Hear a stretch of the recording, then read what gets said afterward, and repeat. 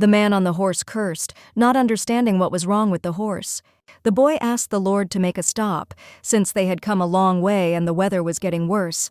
But the man exclaimed that he was a fool, since they were at the devil's swamps, and they needed to get out of there quickly. The count was indignant that even the weather seemed to curse this place, and this useless girl was with them too.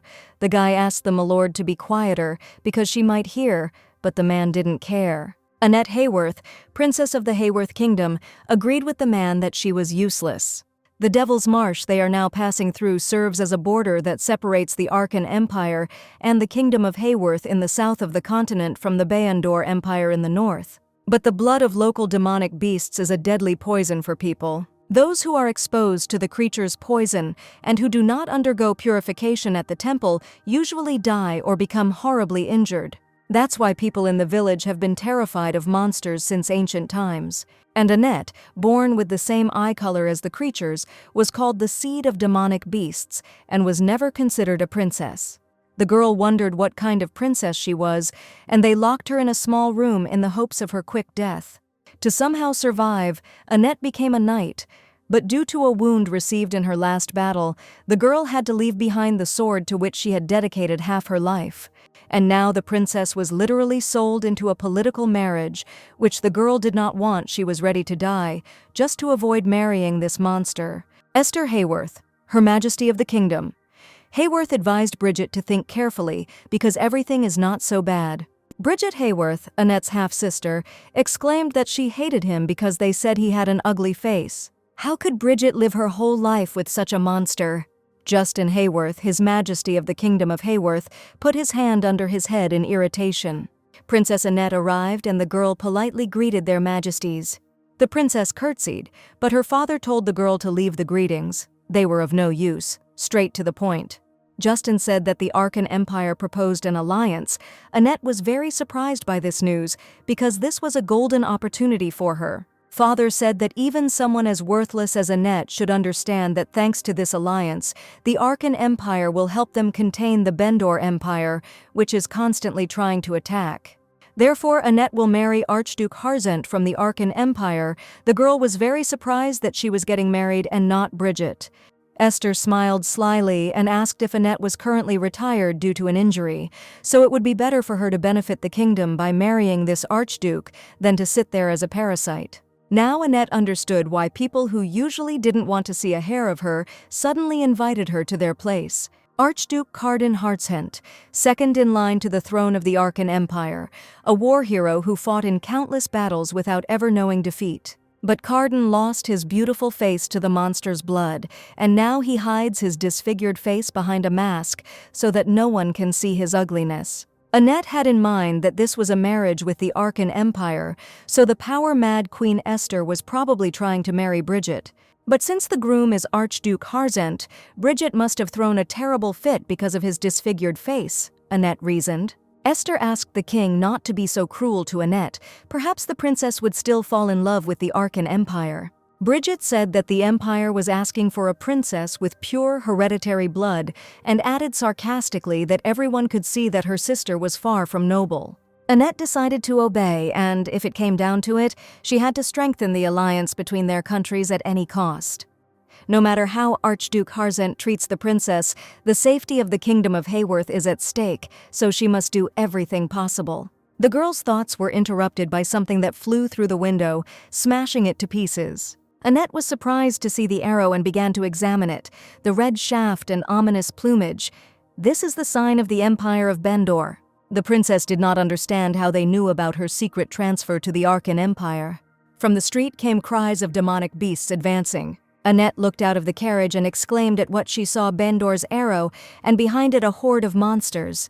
Princess Hayworth turned around when she heard a strange sound. One of the demonic beasts was already rushing towards Annette. Of all the retinue, the Count of the Kingdom of Hayworth remained sitting on the ground. He ordered the creatures not to approach him. But the demonic animals didn't care about his requests. They threw them at the Count, and he screamed, calling for help.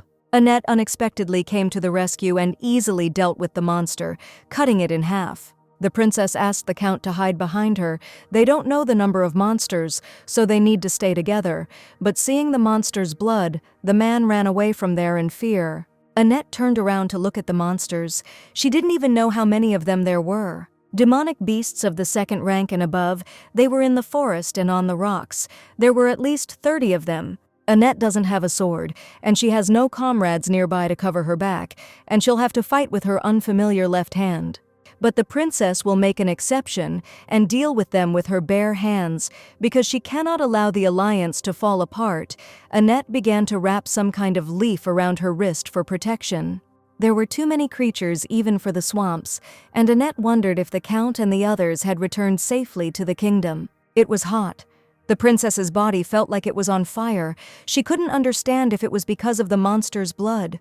There was a guard at the gate. He was surprised to see the girl in the forest. The guard warned that this was the imperial castle of the Arkan Empire. He asked the girl to stop and identify herself. Hearing that Annette had come to the gates of the Arcana Empire, she became happy and began to take out something, asking the guards to take it and give it to the emperor. The girl had barely managed to say that she was Hayworth when she fell to the ground, exhausted. In the morning, Annette woke up in a bright room and didn't understand where she was. The princess stood up and realized that she was in the palace of the Arkan Empire, which meant that the emperor and empress had confirmed the marriage contract. Annette said out loud that it was a relief, but when she cleared her throat, she didn't recognize her own voice. The princess looked in the mirror and saw a little girl who looked very much like her. Realizing that it was she, only in the form of a child, Annette screamed in fear. She did not understand what had happened to her. 24 years ago, in the kingdom of Hayworth, the queen gave birth to Annette, and her father immediately called the girl the spawn of a demonic beast. Unlike the entire Hayworth royal family, which was famous for its beautiful silver hair, the princess was born with a fiery shock of hair and crimson eyes, just like those of monsters. Holding Annette in his arms, Justin screamed and asked what was wrong with the queen. The maid said that she was no longer alive. When the beautiful and kind queen died immediately after the birth of the red-haired princess, King Hayworth became furious and refused to acknowledge the princess as his daughter. He turned away from her. Justin considered Annette the curse of their house, such a rare hair color, unheard of in her mother's family or anywhere else on the continent, and on top of that, those red eyes. Could the princess really be the seed of a demonic beast? When did the queen manage to contact the monster? The king wondered. And so, after the death of the queen and the birth of the red-haired princess, she approached King Hayworth, who had abandoned his duties and spent his days in drunkenness. It was Esther, once the late queen's maid, now the queen herself. The king fell madly in love with her and gradually began to erase all traces of the past, even if it was his own child. 3 men entered the building, and one said that an order had been given to vacate Prince Franz's palace. The maid was indignant. Where could His Highness be transferred if not to the palace of the Crown Prince?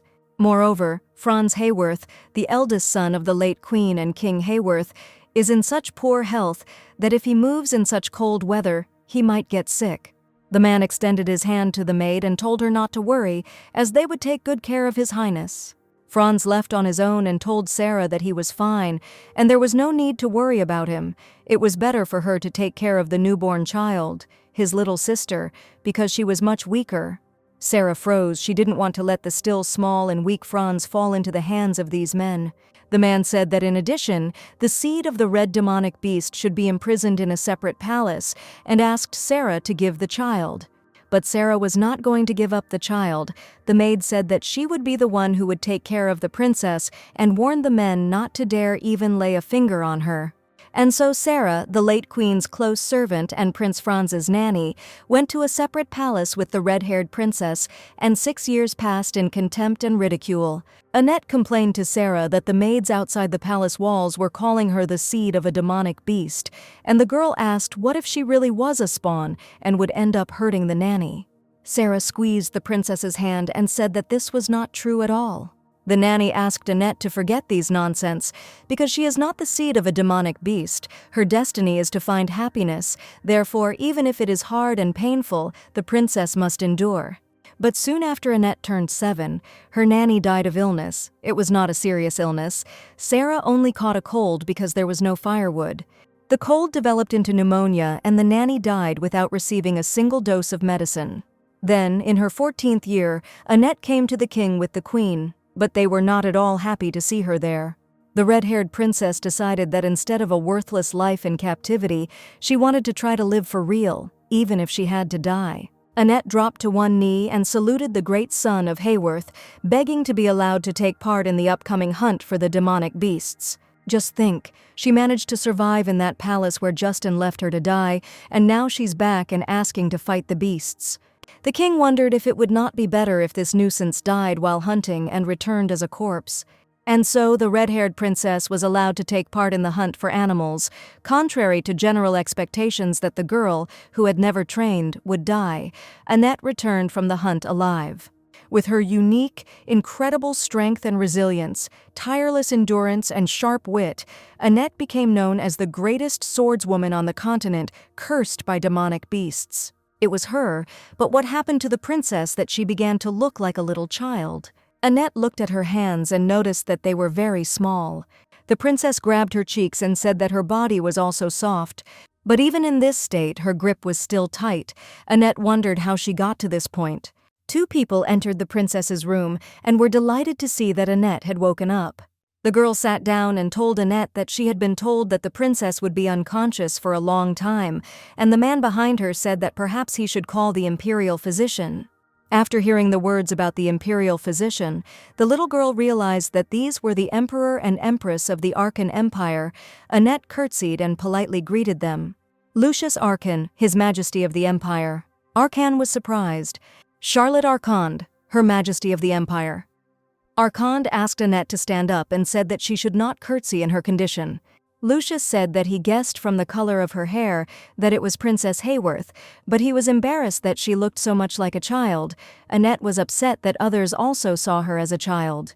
The princess only hoped that this would not create obstacles to the union. Annette had never worn a dress like this before. Even Bridget's outfits weren't so luxurious. She asked her to wear this. But as far as the princess knew, there were no princesses in the Arkan Empire, so where did they get girls' clothes from? The maid informed Her Highness that they had arrived at the banquet hall. Annette was surprised why they had come to the banquet hall and not to the reception room. The beauty of the hall and the amount of food that she had never seen before made the princess cover her face with her hands, as if everything was shining. Lucius said they thought Annette might not have eaten anything since arriving, so they brought her to the banquet hall instead of the reception room. Charlotte said they had prepared a little of everything, as they were not sure what Lady Hayworth liked, and asked her not to be shy. Annette sat down hesitantly. Everything looked very appetizing, and the princess did not know where to start, but decided to try the soup first. During her hikes, Annette ate only tree root infusions, and wondered if this soup would be as bitter. But the taste of this soup was incomparable. The princess's eyes sparkled. She thought she was in heaven. Annette couldn't believe that such a taste existed, warm, tender, and so pleasantly warming from the inside. This warmth calmed the girl's soul. Charlotte asked the princess if she liked it, to which Annette replied that it was very tasty. The emperor and empress were pleased that Lady Hayworth enjoyed their treat. Annette had already eaten everything, smiled and thanked Charlotte and Lucius for their concern. Charlotte asked Lucius if he had informed the Duke that Lady Hayworth had arrived, and the Emperor replied that she had written to him as soon as they had confirmed the princess's identity. Annette was curious about how Grand Duke Harjant reacted to this, so she asked the couple what he said. Lucius said that, unfortunately, the Duke is currently hunting demonic beasts. The Emperor sent a message to the Duke's house, but the campaign will not end soon. The Emperor said that it would likely be a long time before the Duke could come to the capital, but Annette considered this simply an excuse he would not want to see the monster's seed. Charlotte asked the princess not to worry. The Duke would come to the capital as soon as he received news. Annette said that everything was fine, and in any case, she was not in a condition to show herself to him. Since the topic was brought up, Annette decided to ask if she had been like this when they found her. The Emperor confirmed that if it hadn't been for the marriage vows and the lock of red hair in the concert, they wouldn't have recognized her. Annette decided to warn their majesties that there might be a traitor in the kingdom of Hayworth who was in cahoots with the Empire of Bendor. The princess told everything that happened to her on the way to the Arkan Empire, how an arrow flew into the carriage, and immediately after that, demonic beasts attacked them. Annette said that it was undoubtedly the red arrow of the Bendor Empire. She had no weapon, so she used this arrow to defeat the beast. The Arkan Empire was unaware of the princess's arrival, so information leaked to the Bendor Empire from the Kingdom of Hayworth. They will probably hold Hayworth accountable, and for this reason they may even break the alliance. If that happens, how can Annette convince them otherwise? Lucius clarified with the princess that the people from the Hayworth Kingdom had abandoned the princess and fled. Charlotte gasped and asked Annette if it was true that she had fought the demonic beast with a single arrow and then with her bare hands. Annette felt a little uncomfortable with the strange atmosphere in the room. The princess said that the beast was so strong that her escort would hardly be able to cope with it. Lucius said that they cannot turn a blind eye to this and will send a protest to the Kingdom of Hayworth. Since the information could leak out, the Emperor decided to inform Hayworth that the princess was wounded but had arrived safely in the Empire. Annette inquired about what would happen to the alliance. Lucius replied that although the marriage vows had not yet been confirmed since they had been signed, Annette was already a member of the Arkan imperial family. Charlotte happily added that they would soon become one family, and she suggested that they relax and become a little closer. In the meantime, Annette should focus on recovery until the Duke arrives. Charlotte thought that everything ended relatively well. The princess asked again, puzzled. The Empress explained that when Annette fainted, the imperial physician examined her and said that, apart from a couple of minor bruises, the girl had no other injuries. The doctor also said that the princess was simply exhausted, so medicine and good rest would be enough.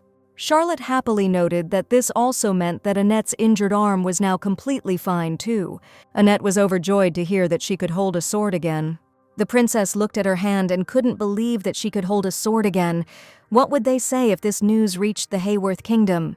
As soon as Annette got injured, they immediately sent her into retirement, as if this was what they were waiting for. If they found out that her arm was healed, they could call it a monster's curse. But, however, this no longer concerns the princess, because the union will take place. Annette came out of her thoughts and noticed how the Emperor and Empress were looking at her. This made the princess a little embarrassed. Charlotte told Lucius that Annette looked about 7 years old. Lucius replied that the princess was built like Michael, so he would say closer to 8. The Emperor and Empress continued to discuss the child's appearance as if the princess were not there at all. Annette spoke up, saying that she thought she was about 10 years old, but it seemed she had become even younger. The couple felt a little embarrassed when they realized that Annette had heard their conversation. Lucius almost forgot that he had something to give to the princess. The Emperor handed Annette a purification stone. Since she had been exposed to the blood of the demonic beast, she should undergo purification in the temple. But Lucius was afraid that in the princess's current state, it would be difficult to enter the temple. Annette said that it would be safer if as few people as possible knew about her health, and besides, she felt more comfortable using the stone than going to the temple. The princess believed that it was better to purify herself alone with the stone than to go to the temple. Previously, when Annette visited the temple in the Hayworth Kingdom, the priests looked at her with disdain. The Stone of Purification is a masterpiece created by Emperor Lucius, who used all the powers of the temple and the magic tower to create it. If the blood of a monster gets on the body, it can be used to cleanse oneself. Therefore, all knightly orders and mercenaries, except for the Royal Knightly Order of Hayworth, when going hunting, always stop in the capital of the Arkan Empire to buy stones. The Hayworth Kingdom probably didn't want to allocate budget for Annette since she was the commander. Just as the princess wanted to take the stone, she hesitantly removed her hand. There is no record of the Royal Knights of Hayworth ever purchasing purification stones, the princess told the Emperor. Lucius, still holding the stone in his hand, asked if Annette knew how to use it. The princess confirmed that she was once given such a stone, and the Emperor was happy about it. A modest girl entered the hall and, asking for forgiveness, announced that Her Majesty the Dowager Empress had invited the newly arrived princess for tea. Lucius looked at Charlotte in confusion and asked if she had already told her mother. The Empress confirmed that she had no choice. She needed to get it urgently. Charlotte told Annette that it looked like she would have to go with the Empress to see Her Majesty that afternoon. The princess looked at Charlotte uncertainly and reminded her of her current condition, to which the Empress said that Her Majesty knew about it, so there was no need to worry. Before coming to Her Majesty, Annette returned to her chambers to prepare and undergo purification, and already standing in front of the Dowager Empress's office, the princess was overcome with fear. Annette was afraid that the Dowager Empress would call off the wedding when she saw her. Charlotte noticed how nervous the princess was and asked her about it. Annette confirmed that she was a little nervous. Charlotte said that she understood her, because the princess was meeting the woman who would become her mother-in-law for the first time, but it was natural to be nervous. The Empress continued to say something about how there was no need to worry and that Her Majesty was a wonderful person, but Annette was again overcome with a feeling of anxiety. The princess was so focused on the union that she did not even think about the Dowager Empress becoming her mother-in-law, which greatly frightened Annette. Charlotte was about to touch the door handle, inviting Annette to enter, but the princess interrupted her. However, having warned the Dowager Empress, Charlotte went into the room and introduced Her Majesty and Annette to each other. Annette curtsied and, having greeted Her Majesty the Dowager Empress, introduced herself. Silence reigned in the hall. The princess glanced slightly at the Empress. Annette did not understand why she did not react in any way. The Dowager Empress was speechless and asking if this child was the betrothed Cardinal. At that moment, Annette realized it was a disaster. At this time, in the borderland near the Devil's Swamps, a man was looking for His Highness. The man stopped and, hiccuping, asked whether His Majesty had dealt with them all alone. The newcomer asked if, since the Duke had put so many creatures to rest, it would be quiet here for about a month. The Duke asked Samuel to shut up or he would kill him, which made the man jump up. Samuel got a little carried away, but that was not why he came. He wanted to report that it seemed Princess Annette Hayworth had arrived at the palace.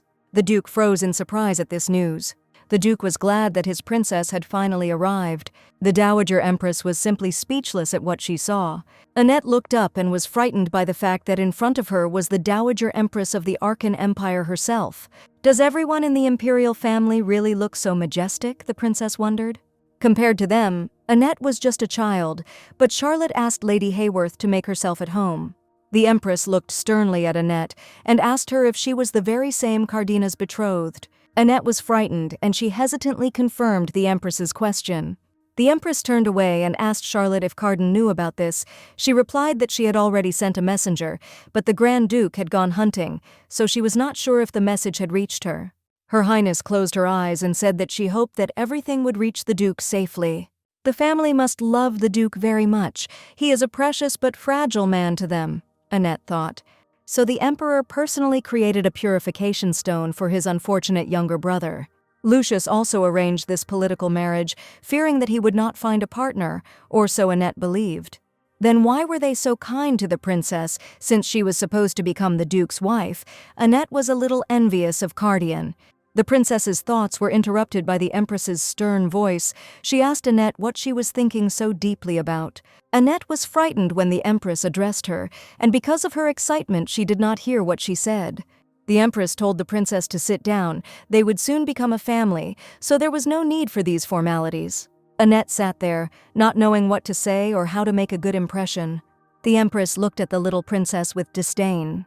Her Highness clapped her hands and said that they were beginning their tea party. With a pop, maids entered the room with carts filled with various foods. Charlotte was surprised at how much the Empress had prepared, to which she replied that this was not the least one could expect. The young Empress noticed that some of the treats did not look like those from the palace, and she asked Her Highness if he had brought them from the capital.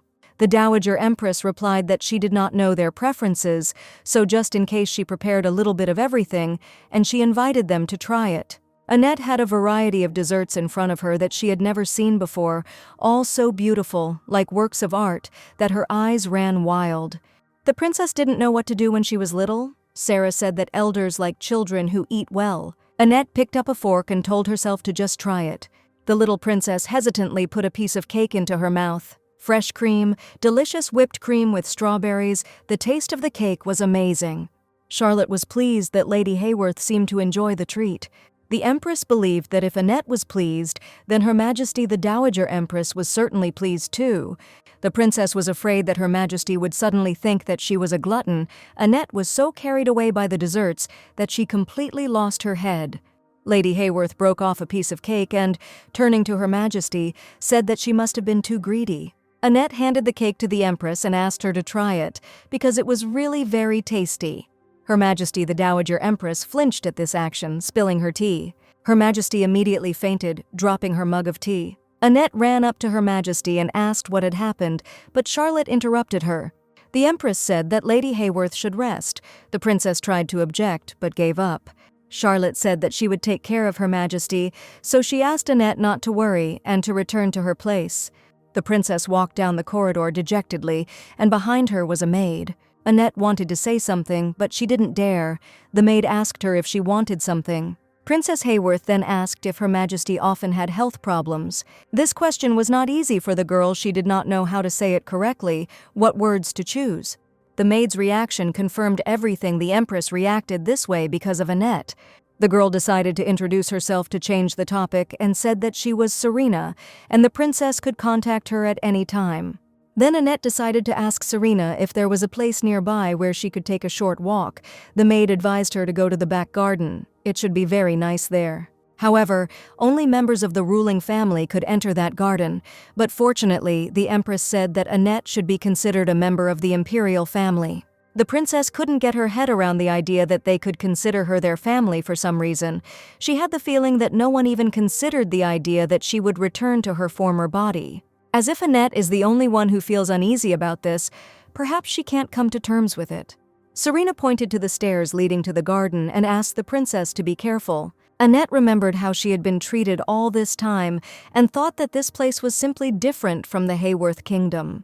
The princess called out to Serena and she immediately turned around. Suddenly, Annette asked the maid if she was afraid to look her in the eyes. Serena thoughtfully asked the princess why she should be afraid of this. The maid told Lady Hayworth that she had never seen such a beautiful eye color in her life. The maid asked why the princess asked this, but she was already too embarrassed by the unexpected compliment and only hurried away. A normal conversation, they looked into each other's eyes and smiled. Perhaps Annette could live in such a way that she would no longer be despised. Meanwhile, in the Devil's Swamp, Samuel informed the Duke that there seemed to be a problem with the princess. The man handed the Duke a letter from His Majesty the Emperor, which stated that on her way to the Arkan Empire, the princess had encountered an unpleasant incident. The Duke turned to Morton and said that he would go to the capital at once, and they would return to the castle, gather people, and set out. Samuel became worried when he heard that they would go straight to the capital without stopping at the castle. The Duke explained that after such an incident, he must hurry to the palace. The man was eagerly awaiting a meeting with the princess. The Dowager Empress woke up and screamed that she was guilty, because how could one be so nice? It was a crime. Her Highness asked the Empress with displeasure how she could not tell her that Cardan's bride was so cute. Charlotte replied that she did not expect Annette to be so cute. The woman was overjoyed that there would finally be a girl who would wear dresses sewn by the Empress, and it seemed she was not too surprised by Lady Hayworth's body. The Empress Dowager said she was surprised, but with the Emperor's abilities and everything else there would be problems. The more important thing was whether Cardan would tolerate it.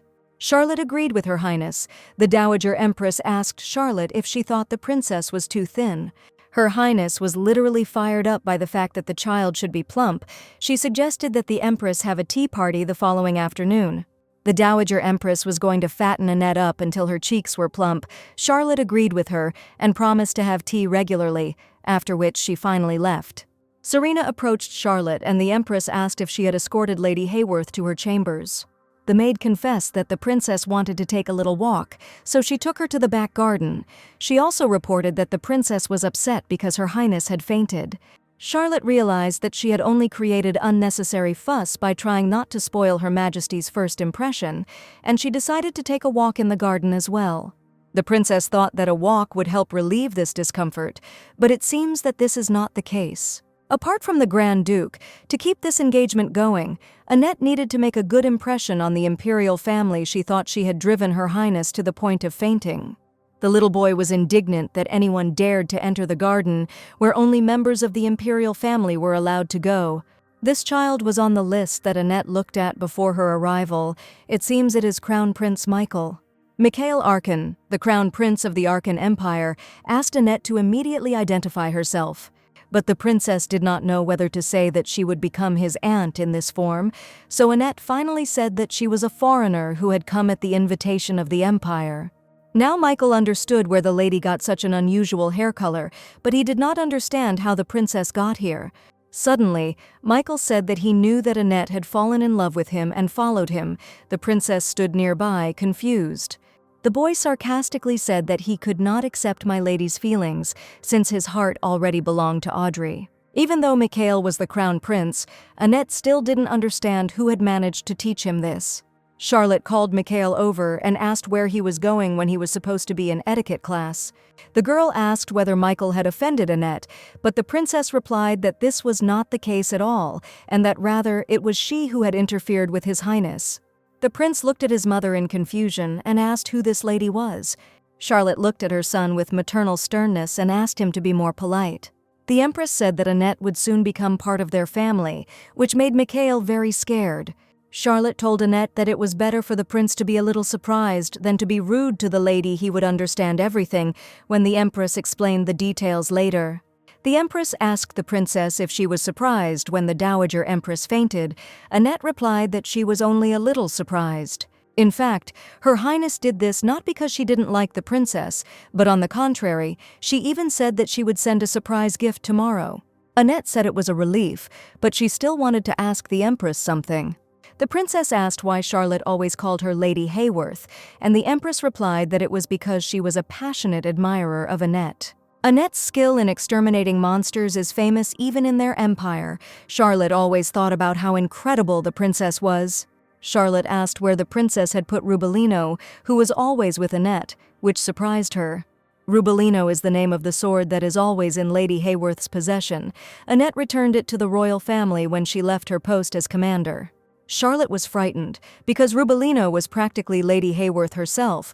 The empress asked if they even understood how precious a sword was to a knight. Annette said that everything was fine, since she had already renounced knighthood. Serena entered the room and informed my lady that her bath was ready. It was already quite late. The empress called Annette, and she looked up at her with interest. Charlotte says this because she thought that Annette might be worried about Duke Argent.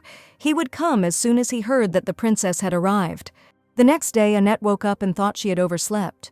Serena smiled and said that it was still early, but more importantly, she had news for the princess. They say that His Highness the Grand Duke has arrived at the palace. This news has shaken Annette. Serena said that it seemed the Duke left as soon as he heard from the princess. They say he arrived this morning. This seemed strange to Annette. Usually the journey from the Duke to the capital takes at least a day, but she heard the news in the evening, and he arrived today. How did he get there so quickly? Annette asked the maid what kind of person the Grand Duke was. She was interested in what he was like. The princess asked Serena to tell her at least something. The maid didn't know what to do, whether she should tell the truth. Serena said that she rarely saw the Duke up close, so she doesn't know for sure, but she heard that he is a very wise and capable man. Perhaps the princess herself will understand when she meets him. Annette reflected that the Duke did not seem to be the type to let people get close to him. The princess entered the hall, and the emperor and empress were delighted and said that Annette looked very cute. Annette walked hesitantly into the hall. Her Majesty was so kind that she sent a whole collection of dresses as a gift. That way, the Grand Duke won't be scared and call her sinister when he sees her. Annette thought she was only meeting the Duke if she had known they were waiting too. She would have come earlier, but they dropped in for a minute in case something went wrong. The princess tensed when she heard that something might happen. Grand Duke Hargant was late, but he was not one to keep himself waiting. Samuel asked His Highness to slow down, as he himself could not keep up with the Duke. The Duke abruptly opened the door to the hall, and Samuel shouted, introducing His Highness the Grand Duke of Hargant to everyone. Annette looked at the Duke and was frightened by his grandeur. The Duke entered the hall and stared at the princess. The Grand Duke rushed unceremoniously towards Lady Hayworth, frightening her. The man towered over poor Annette and wondered if he was even human. Annette was frightened and looked at the Duke in confusion. The Emperor and Empress became nervous and tried to stop the Duke. The man said that Annette is not a person but a doll. A person cannot be so sweet, just doll-like sweetness, the Duke admired. The man extended his hand to the princess and asked if he could take her hand. An hour earlier, Samuel had tried to tactfully hurry the Duke by asking if he knew what time it was getting ready. The Duke stood in front of the mirror and asked Samuel what suited him best. Samuel said that both suited the Duke, but he was thinking about how long he had been hanging around in front of the mirror since he returned to the palace. The assistant told the Duke the time, but he asked if Samuel was bored. The guy replied that he was in no way bored with the Duke, and she, in turn, asked Samuel to watch carefully to see if he looked strange and if everything was okay.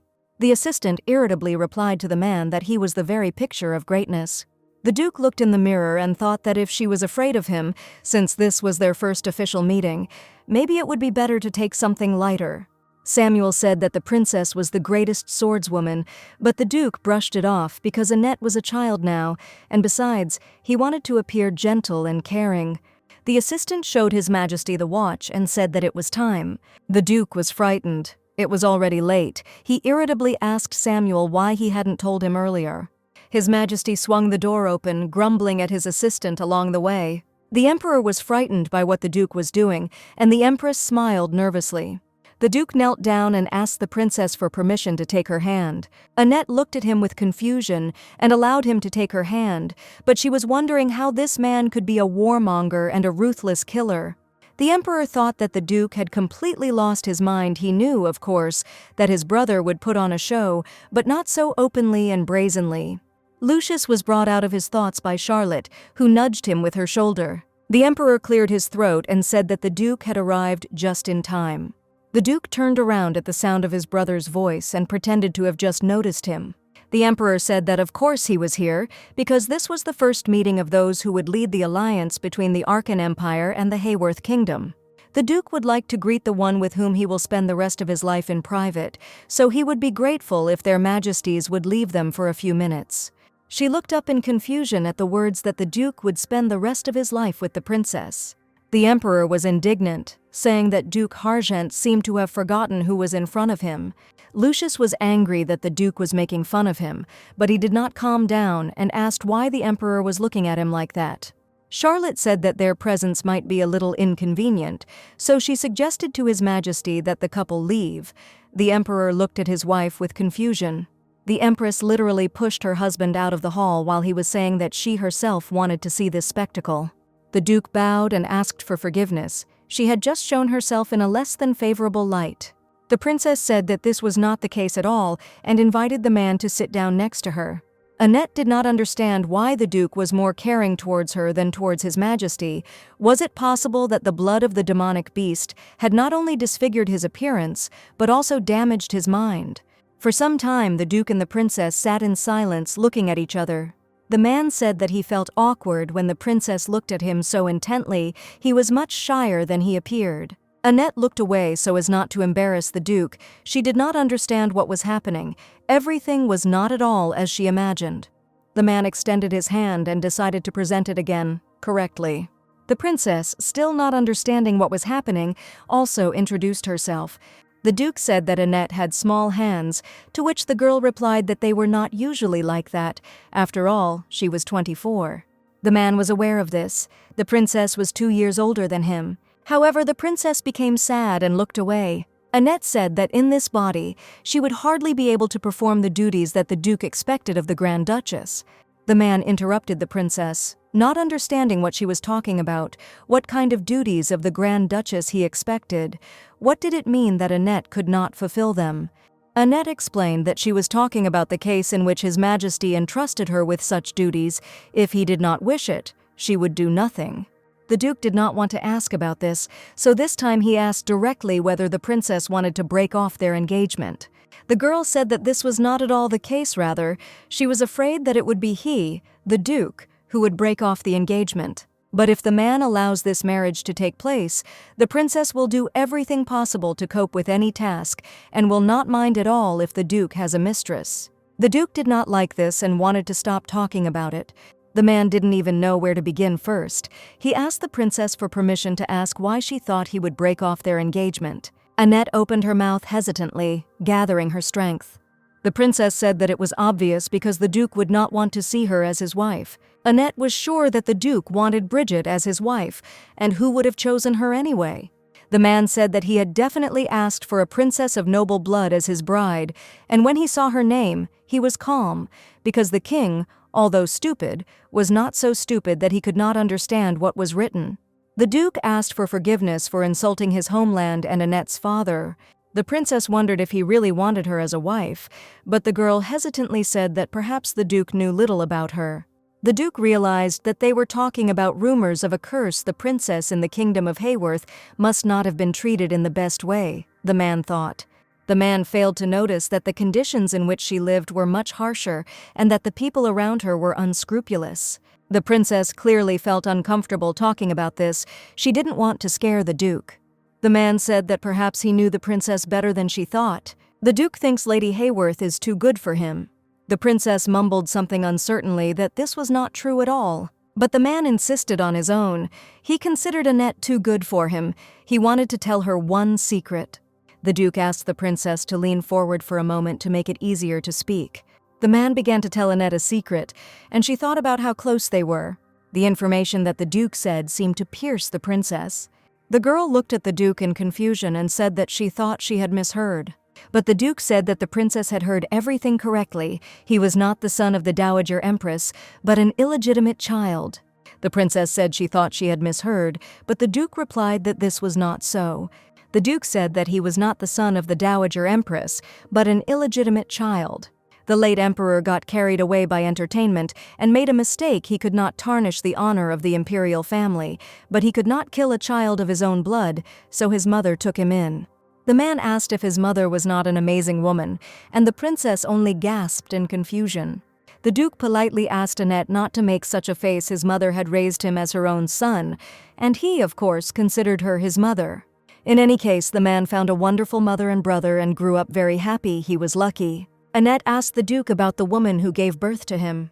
The man replied that she had been promised riches and a new life, so that she would not need anything in exchange for the birth of the Duke, but as he was told, the woman died immediately after giving birth.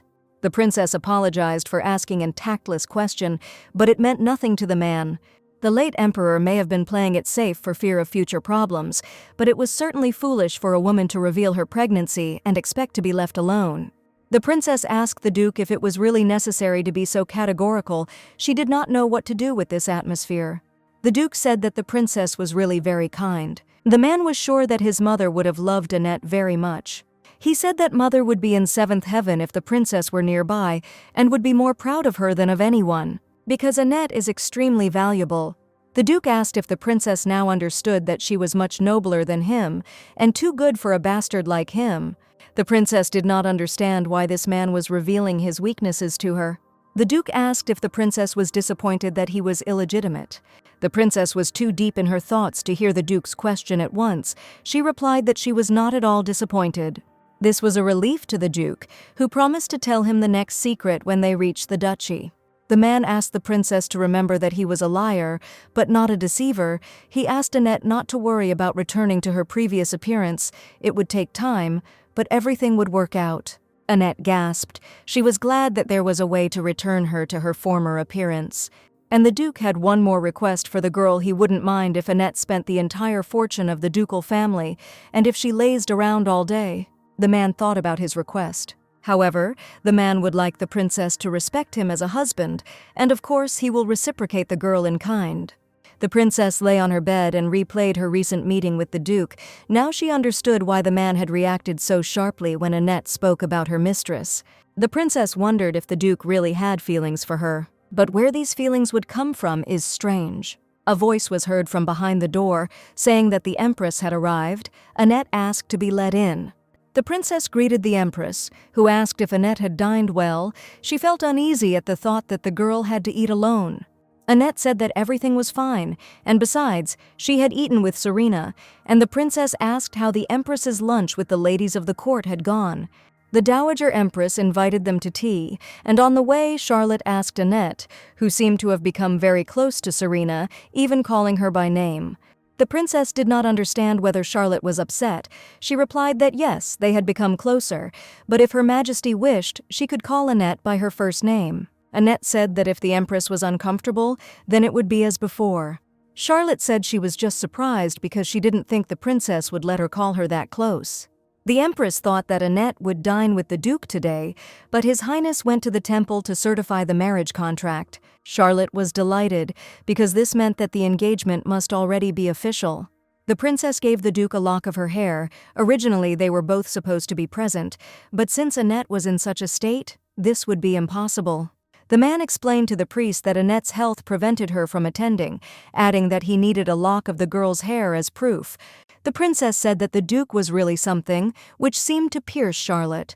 Today the tea party took place outside. The ruling Arkan family has the power of the gods, which is why the temple honors the imperial family. It is therefore unthinkable that the temple would demand proof from a member of the highest family. Charlotte thought the Duke had said that out of the blue. The Empress asked Annette to take care of the childish Duke, but the princess said that he was not like that at all. He was very principled. Charlotte did not understand who she was talking about. The Duke also seemed to the princess to be a very decent and diligent man. Charlotte and Serena had no idea who the princess was talking about. The princess said that the Duke was also very honest and shy. Charlotte was already sweating. She was nervously trying to understand who they were talking about. Serena also didn't understand who Annette was talking about. Suddenly the Dowager Empress appeared and asked the princess if Harjent had said so. Her Highness exhaled nervously, her son pretending to be modest. The Empress, hearing this, thought that she had misheard. The Duke was her son, but she had not raised him to be such a cunning person, so she asked Annette not to blame her later if he deceived her. Annette happily wears the dress that Her Highness gave her. She thanked her and said that she would take care of it. The Empress said it was nothing, and asked Annette to wear as many as she wanted, since Her Majesty was keen on sewing, so she had already sewn a whole mountain of dresses for the princess. Annette thanked Her Highness, embarrassed and hesitant. Charlotte and the Empress beamed at Annette's charm. Charlotte's attention was drawn to someone. Sir Royce approached the gazebo and excitedly addressed the Empress. The princess turned around and asked who Sir Royce was. Charlotte said that he was a knight accompanying Michael. The Empress asked irritably why the knight was walking around outside when Michael should have something to do. The knight hesitated, nervously deciding what to say. The Empress understood everything since the knight was not with Mikhail. It meant that Mikhail had skipped classes again and run away. Charlotte asked Sir Royce where Mikhail was now. The knight said hesitantly that His Highness the Crown Prince had disappeared, so he went to look for him but could not find him anywhere. Mikhail had never been like this before, and Charlotte didn't know why her son had been acting this way lately. This child cannot concentrate on his studies and is constantly running away somewhere, the Empress thought. The Dowager Empress said that Sir Royce is an experienced bodyguard. Even if he cannot find Mikhail, perhaps he is in a place where bodyguards are not allowed. Charlotte agreed that this was logical and began to think about where the night bodyguard could not enter. Last time, the princess couldn't really see everything. There were no birds singing or any other sounds, as if this place was separate from the rest of the world. Annette stopped. She heard voices. The princess looked around in confusion, trying to find the source. Charlotte led the Empress forward, suggesting that they look there. Annette realized that she heard not one voice, but two. The princess ran up to Charlotte, stopping her. The Empress saw two figures in the distance and wondered if this was Audrey from the house of the Marquise de Melun. What is the prince even thinking? He may still be a child, but bringing strangers into the secret garden, as if Charlotte won't give him a severe reprimand for it, is stupid. Charlotte was about to approach Mikhail and tell him everything, but the Dowager Empress stopped her. The Empress said that she understood Charlotte's feelings, but it was still just daylight, and they would be very scared if the adults appeared suddenly. Besides, Lady Melon is the prince's childhood friend. Most likely it was she who suggested that she come here. Charlotte agreed with the words of the Dowager Empress and decided that it was worth waiting. But the Dowager Empress suggested something slightly different, to come over and listen to what the children were talking about. Charlotte was very nervous, but the Empress told her not to worry. They would hear everything from here, and the children would not notice them. The couple sat by the fountain, while the ladies settled down by the stairs and asked each other if the other was comfortable sitting there. The princess was also curious about what the children were secretly talking about. She thought it was bad to eavesdrop, but since it happened that way, it was even interesting. Audrey asked the prince what was happening to him.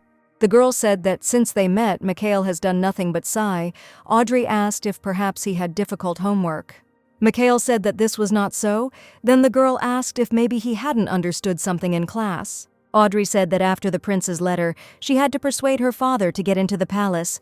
She told him that she would wait in the library. If he came looking for her, there would be problems.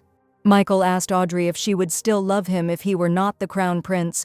He asked her to tell him honestly. The girl said that of course she would love him whether he was a prince or not. Michael was very happy to hear this. He said that then he would cease to be the crown prince and asked if he could live in Audrey's house as a son-in-law.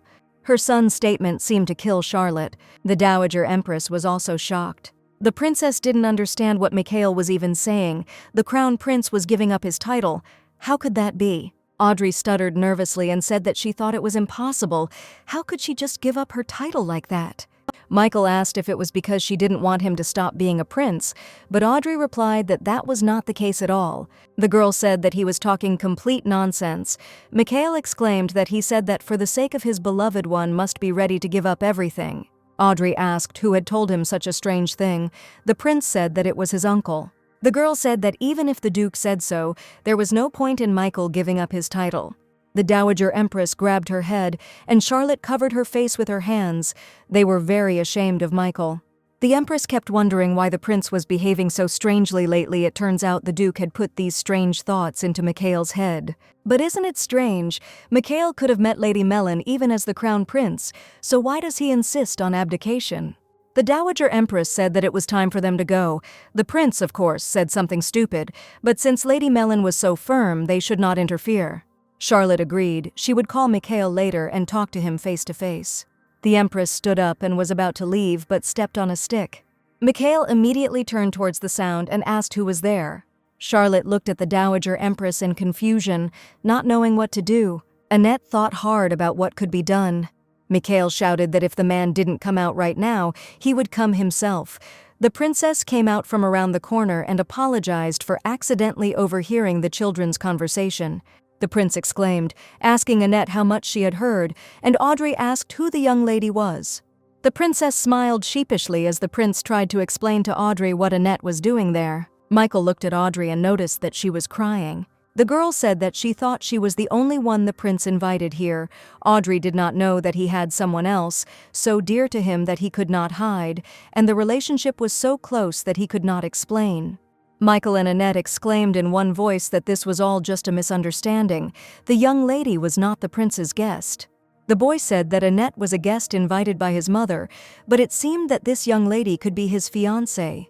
The prince asked Audrey to understand him correctly. He didn't need anyone but her, but the princess's only thoughts in her head were about what kind of misunderstanding this was. Audrey sadly said that she was fine and the prince didn't need to do this for her. Michael screamed that he only wanted Audrey, so he would give up the throne for her. The princess was horrified by what was happening. A huge column was flying towards the children, which for some reason seemed to fall apart. The princess, Audrey, and Michael looked in horror at the huge pieces of the column. The Duke came to his brother and asked him to guess what he had in his hands. The man happily said that this was an engagement certificate from the temple, and now he was officially engaged to the princess. The emperor asked if his brother had come to show off, but he had ignored him last time. The Duke simply thought that his brother was bored, so he dropped by. The emperor was surprised at how easily he lied and asked where the princess was now. Lucius asked if it was okay if he postponed the wedding if something happened. It was fine, but who knows, maybe it would happen again, so it was better to sort it out now. The Duke couldn't rely on his brother forever when his body was changing. He thought it was even better this way. The man asked the emperor not to look at him like that. It was not what he thought. This girl has been alone since childhood. If so, the Duke wants to take care of her and protect her. The man asked Sir Malene if he knew the princess, and he replied that he had remembered her face when the emperor placed Annette at the top of the palace guard list. As far as the Duke could see, the princess was about the same age as the Marquise's daughter, and he wondered what girls her age usually liked besides dolls and sweets. Sir Melon said that their Audrey had been weak since childhood, so she loved to read at home, and the emperor asked him teasingly that Lady Melon loved their Mikhail most of all. The emperor and Sir Melon began to argue about which of the children loved whom, and the Duke decided to settle on the fact that they had mutual sympathy. A loud sound alerted the brothers. The emperor and the Duke looked out the window, trying to understand what had happened. Lucius and his brother looked at each other nervously. They probably knew something. The brothers realized that something had happened at the secret garden. The boys looked at the pile of stones that was falling on them in horror and didn't understand what to do. The princess realized that she had to somehow save the children. Annette picked up the children and tried to throw them away from the incident. The boys found themselves a meter from the place where the tower fell. The princess struggled to get up, and Mikhail immediately jumped up and hurried to Audrey. The prince tearfully asked his friend to open her eyes. Annette said that she seemed to have fainted and asked not to shake Audrey so hard. Charlotte and the Dowager Empress came running to the scene. Charlotte said that she was indebted to Annette, thanking her for saving her, and the Dowager Empress asked her grandson if he was hurt. The brothers ran into the garden asking what was going on. Mikhail looked at his father and uncle, and his eyes filled with tears. The Empress said that Lady Melon had lost consciousness, so she would be taken away from here first. The Emperor said that Marquis Melon remained outside and asked the woman to hurry. The princess watched as the Empress carried Audrey away and hoped that she was not too badly hurt. The Duke looked at the princess and said that it was no use talking, she herself had suffered. Annette turned to face him, and the man was frightened when he saw her. The princess asked hesitantly whether the Duke's visit to the temple had been a success. The Duke understands that it is not Annette's fault what happened to her, but it still hurts him to look at her wounds. The man took out a rag and wiped the princess's wound, and she, asking for forgiveness, said that it was nothing serious and that she would soon recover. The Duke asked Annette what she was apologizing for, and she replied that she was apologizing for possibly upsetting His Majesty. The princess was pouting, she tried so hard, and the Duke didn't even praise her. Annette was horrified that she was behaving like a child, and the Duke asked her to promise something. The man asked the princess to take care of herself from now on. The Duke said that the princess was covered in cuts and blood, but did not say a word about pain. Annette looked at him in confusion. The man looked at Annette lovingly, examining her and waiting for an answer. The princess also looked at the Duke with embarrassment. She replied that she would take care of herself. Suddenly, the Emperor said that they needed to find out what exactly had happened. The Empress closed her son's eyes. The Duke quickly turned to his brother and turned Annette away from him. The princess was embarrassed. First a failure, then a look with the Duke. She seemed to be lost. The Empress lightly nudged her son and asked him to repeat what he had said recently. Mikhail asked from what point it should be repeated. Charlotte said she heard it all from the beginning, how he told Audrey that he would leave his family, give up his title, and become a son-in-law in Melon's house. The Emperor was horrified by what the Empress said, and she continued to repeat her son's words that if you truly love, you must be ready to give up everything. Charlotte looked sternly and meaningfully at the Duke and asked her son who taught him this. The Duke said with embarrassment that he should not say such a thing as a loyal subject of the Empire. He could not say such things to the Crown Prince. The Emperor looked sternly at his brother, and he said that it was a misunderstanding, just a misunderstanding. The Duke did indeed say this, but he asked his nephew if the prince remembered what his uncle had explained to him before. The man repeated that strength is needed to protect a loved one and their happiness, but if you focus on strength alone, you can forget the beginning. He must be ready to give up everything for the sake of his beloved. The Duke asked if his nephew were to give up everything, would he be able to protect Lady Melon, and in the end, the prince simply followed his own desires. The Emperor always taught his son that the Arkan Empire and its people were the main treasures of his life. Just think, the prince treats his title like that. Is it really such a trifle? The Emperor and Empress stood over the prince, and he exclaimed that this was not so. He was wrong. But still, if being a crown prince means marrying someone he doesn't love, then Michael doesn't want to be one. He exclaimed that he won't marry this lady and pointed to Annette. The Emperor wearily put his hand to his face, and Charlotte told her son that it was just a misunderstanding, which left him completely confused. The Duke called his nephew and, lifting him up in his arms, said that this was his princess. Annette shyly asked to let her go. Michael asked in confusion if the princess was his uncle, and the Empress replied that that was exactly it. The Duke asked Michael why he was looking at him like he was some kind of pervert. After everything that happened, the prince fell down exhausted, but Charlotte managed to catch him. The Emperor knew that those present were curious about many things, but he would explain everything another time. The Empress and the Emperor took Mikhail and left first, and the Duke told the princess that the prince had simply fainted from fatigue. Annette looked at the Duke in confusion and asked why, but she already had some guesses in her head. His Majesty turned to the princess, and she asked about this recent incident. Annette asked if what happened was related to His Majesty the Crown Prince. The princess began to suspect something, looked at the Duke and asked if this incident was connected with Crown Prince Michael. The Duke smiled and said that, as expected, their princess was very perceptive. The man came down to Annette and said that he couldn't explain anything now. He himself wasn't entirely sure. He needed to figure everything out.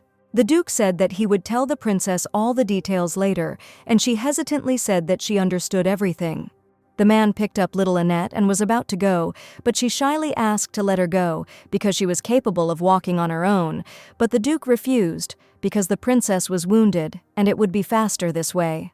The man yelled at the child and said that he was not his son until he awakened his power. The boy looked at his father with fear. The father grabbed his son and, shouting, told him to remember that he was from the imperial family, which meant he had to awaken the greatest power, and if it was weak, then he would be of no use. Mikhail slept restlessly. Perhaps he was having nightmares. Charlotte fell asleep next to her son. Lucius came into the room and carefully threw a blanket over his wife. As he left, the emperor took one last look at his family and closed the door. Lucius came to the fountain. It was already late at night outside. The garden of the rear palace was designed as a training ground for the imperial family from the very beginning of the palace's construction. He was protected by powerful barriers, and yet it was still incredible, the emperor thought. Lucius looked thoughtfully at the water in the fountain and remembered the awakening of the force. Little Lucius fell hard to the ground, hitting his head. His father called him a talentless fool who had not awakened the power at 15 and declared that Lucius was a disgrace to the Arcana family. The man said that nothing could be done. Starting next week, Cardan would train with Lucius. But the boy was indignant because Cardian was only 3 years old. How could such a little one do anything? His father interrupted him and said that age was not important. The blood of the Archons also flows in Cardian, and according to historical records, the power of the Archon family should awaken at the age of 5. The man became angry. Was Lucius really afraid that the bastard would awaken the power before him and take the place of the crown prince? Lucius exclaimed in fear that he was not afraid of this.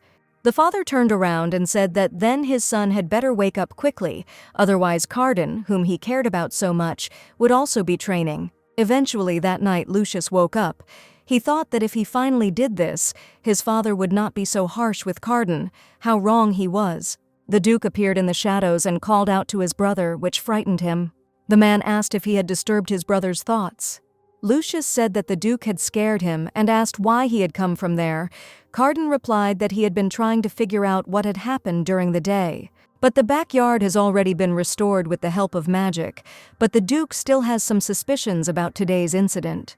Lucius asked why his brother had removed that annoying mask, and he replied that the princess was already asleep and that only members of their family could enter here. The emperor said that it would be better if Cardan no longer wore the mask. He tells him this as an older brother. The Duke asked if Michael had awakened, and although the emperor knew, he did not tell anyone. The emperor asked his brother not to even start. The Duke's daughter-in-law had already scolded him. The Duke said that it was understandable, since Michael was only supposed to wake up at 10. The man asked if that was the only reason Lucius was silent. Cardan asked if Lucius had kept silent because Michael's power was the same as the late emperor's. The emperor also noticed this, but Michael's abilities seemed to be much stronger than those of the late emperor. The Duke chuckled and said that at best he could move a glass of water, but the emperor had many concerns about such great power. Lucius said that power depends on the life energy of the carrier. The greater it is, the higher the risk. He hid Michael's awakening primarily for himself. Strength usually awakens and grows stronger in times of danger, which is why the emperor was so cruel to his sons. But Lucius did not want to be like that, so he worried about how to raise his son and did not tell anyone. The Duke said that his brother's problem was that he was too serious. According to his mother, everything was subject to her wishes, except for her children, who were never what she wanted. Cardan said teasingly that in this case Lucius had told Michael not to see Audrey. The emperor would exclaim that his son did not yet have sufficient control over his power. Who knows what might happen? The Duke said that was most likely the reason, but thanks to it, he hoped that Michael had learned his lesson. Until they teach Mikhail to control his powers, he can be dangerous not only to himself, but also to those around him. The emperor agreed with the Duke that if it weren't for the princess, everything could have ended in disaster, so Lucius was going to explain everything to Her Highness. Including his power, by the way, as the emperor said, it is better to find the root of the problem and its solution. Lucius said that he was indebted to her. He could not simply stand by while his benefactress was in trouble. The Duke asked what if the Emperor's power had no effect on the princess. But for this reason, Lucius once secretly tested it on Annette. The Emperor asked if his brother remembered that he had given the princess the cleansing stone. It was at that moment that Lucius tested his powers on Lady Hayworth. While handing over the stone, the Emperor looked at the princess. At this point, Lucius sped up Annette's time by about a week. The princess says that she wants to immediately return to her previous appearance, and he is ready to help her. The Duke was saddened by the last words that the princess wanted to regain her appearance, but he could not contradict her wishes. The next day, everyone gathered in the hall, and someone said that the princess had been very amazing yesterday. This incident is an accident caused by an ability called the power of the imperial family, the Emperor explained, although Annette had already guessed it herself. The princess thought so. She had heard about this power of the imperial family when she was in Hayworth, a powerful force that awakens when the empire is in danger, but over the years, the Arkan Empire has grown ever more powerful. The imperial family's power was becoming less and less evident, and since nothing was officially disclosed, Annette believed it was just a legend. Charlotte said that yesterday's incident happened because little time had passed since Mikhail woke up, and he still cannot fully control himself. The princess was surprised that the Empress was telling everything in such detail, probably because she was a witness. The Emperor told the princess that his power was linked to time. Lucius cannot control all of time in this world, but he can turn it back for a specific place or person.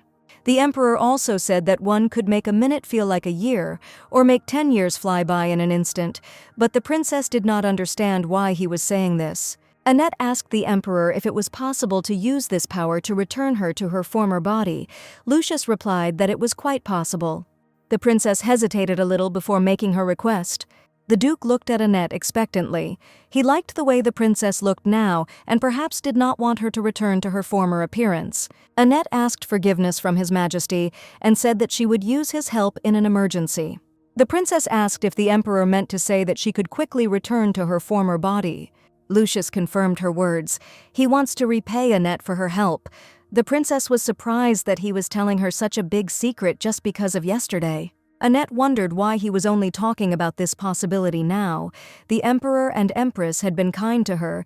If they returned her body, all obstacles to the wedding would disappear. Is there really any risk in this? The princess thought that this was certainly the case. The Emperor said he would do it as soon as she wished. Annette asked if there were any restrictions on using the Emperor's power, such as activation conditions. Or maybe there is some price for it. The Empress nervously covered her mouth with her hand, and the Emperor hesitated. Lucius closed his eyes sadly and said that everything was correct. The power of the imperial family was fed by the life energy of the host. The princess clarified what was meant by life energy. The Emperor explained that it is not directly related to life expectancy. It is energy that can be fully restored through rest and sleep. The princess said that she understood him. The Emperor said that we would then return Annette's body, since everything had been explained. But Annette said that he would only use his help as a last resort. Lucius said he knew what the princess was thinking, but it wouldn't be difficult for him. Annette replied that she was not completely refusing help, but that the Duke had already contacted the magician, and she was ready to put up with the inconvenience until the results appeared. Charlotte asked who the magician was, and the Duke replied that Martin had come yesterday. The Empress asked if Martin was not an imperial magician. The Duke said that he was. The magician took some of Annette's blood to find out the cause of this condition. The princess became sad. She was 24, and now she looks about 8 years old. She needs to get back to at least 10, and this is not easy even for the Emperor. The prince said not to worry, there would probably be other ways, but the Duke said that since Annette had decided so, he agreed. The princess pouted and looked at the Duke. Carden smiled sweetly at the lady. The Emperor agreed with them, but they cannot postpone the royal wedding forever. If they do not find a solution within 3 months, they will use Lucius's power. The power the princess had only read about actually exists, and she needs to find a solution within 3 months. Annette has a bit of a headache. The princess closed her eyes and listened to the sounds. Annette said she knew he was there, and Mikhail immediately jumped out of the bushes. The princess turned around and asked Mikhail what he was doing here. The prince ran up to Annette happily and said that he was curious if she was really his uncle's princess. Annette said that was true, although political marriage partner was a more accurate description. Michael exclaimed that the princess was so cool when the gazebo collapsed. She dodged it so deftly, just perfect. The prince hinted that the duke had spoken of the princess, and she asked what he had said. Michael said that he had heard a lot about the princess from his uncle. Annette asked what exactly the duke had said about her. The prince tried to remember the word his uncle had used to describe the princess. Annette tensed up, wondering what the duke had managed to say about her. Could it be something about her curse, the ominous red eyes, and something like that? But the prince said that the duke had spoken of respect, that the princess was the person he respected more than anyone else in the world. The princess was delighted when she learned that the duke had spoken of her in this way. Mikhail asked if it was true that the princess was stronger than her uncle. She replied that she had not fought with him, so she did not know. Suddenly, the duke himself approached the boys and said that the princess would win. Michael was delighted to see his uncle and rushed into his arms. The duke asked if the prince would become taller than him since he had awakened the power. The prince asked his uncle if he really would have lost to the princess. The duke said that it was the absolute truth. Could he have raised his hand against her? The princess was surprised when she learned what the duke meant by defeat. Cardian said that a guest and the empress were waiting for Mikhail in the reception room, and the prince immediately hurried there. Michael ran to the reception room, and the princess asked where the duke was. Cardan replied that he was returning from Martin.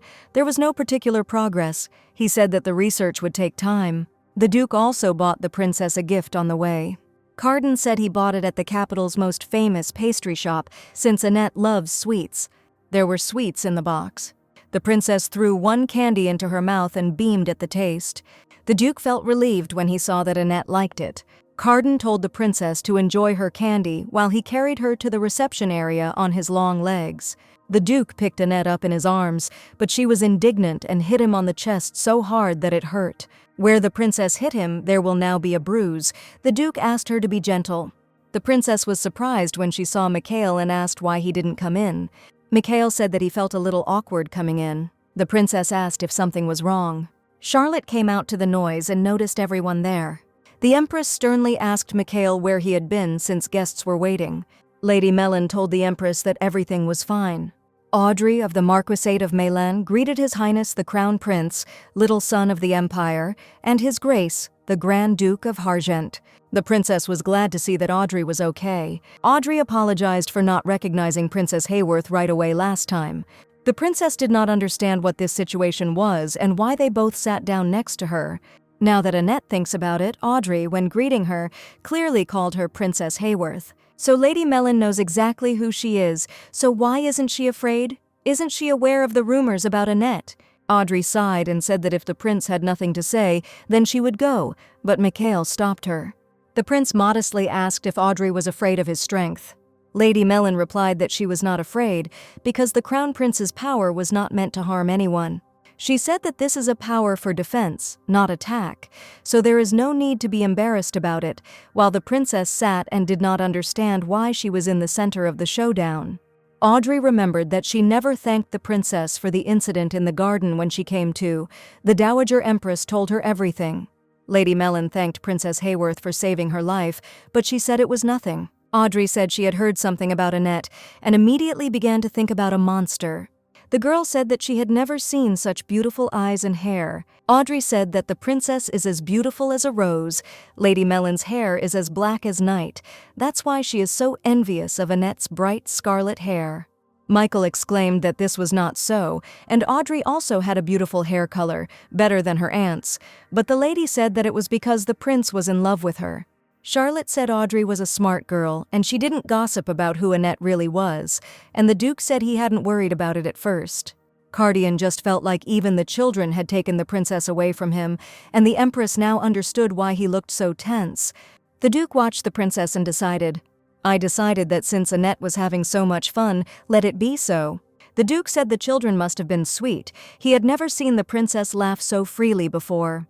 Cardian said that Annette's smile was also very sweet. He asked if he should take her to her room, because she must have become ill after talking to the children. The princess shyly refused and said that she had enough strength to get there on her own. She asked the Duke not to treat her like a child. Just like last time, the Duke treats the princess like a little girl. The princess remembered how the Duke asked her to take care of her body. After those words in the garden, Annette couldn't sleep all night. She didn't understand at all how to take care of her body. Compared to the wounds from battles with monsters, this scratch is nothing. The princess was used to enduring such pain, but to take care of her body, Annette did not understand what it meant to take care of anything at all. Annette remembered the Duke, how he asked her to take care of herself, his look.